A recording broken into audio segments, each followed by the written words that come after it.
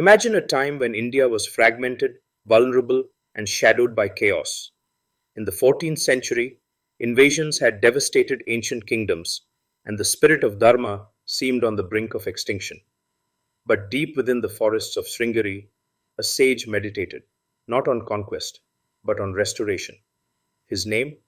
Swami Vidyaranya, not a king, not a warrior, a philosopher, a sage, a master of Advaita Vedanta.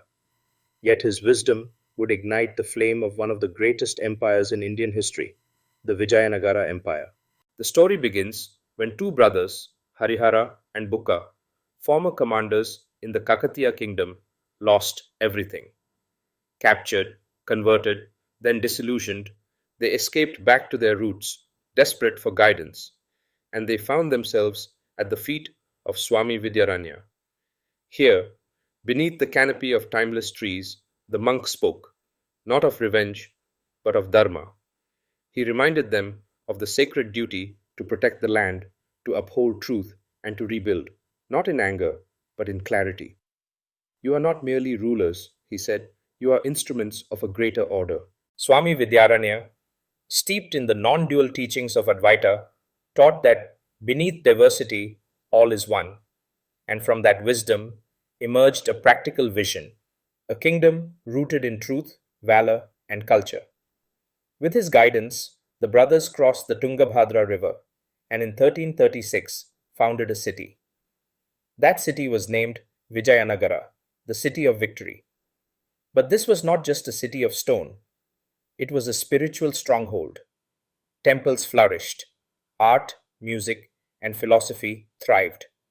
Scholars from across India were welcomed, and all of it was grounded in Swami Vidyaranya's vision of dharmic leadership. Swami Vidyaranya did not just advise kings, he became their guiding light.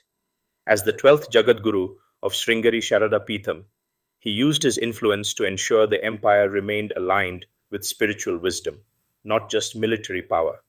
And when the empire grew, it stood as a symbol, not just of wealth or strength, but of how inner clarity can shape outer destiny.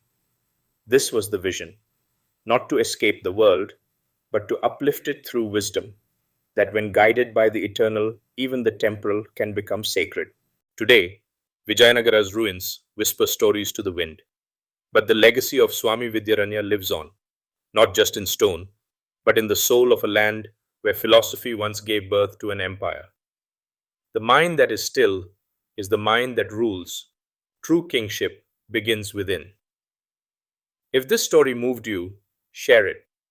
Let's keep alive the tales where wisdom builds worlds. Subscribe, reflect, and remember, the sage still speaks if we choose to listen.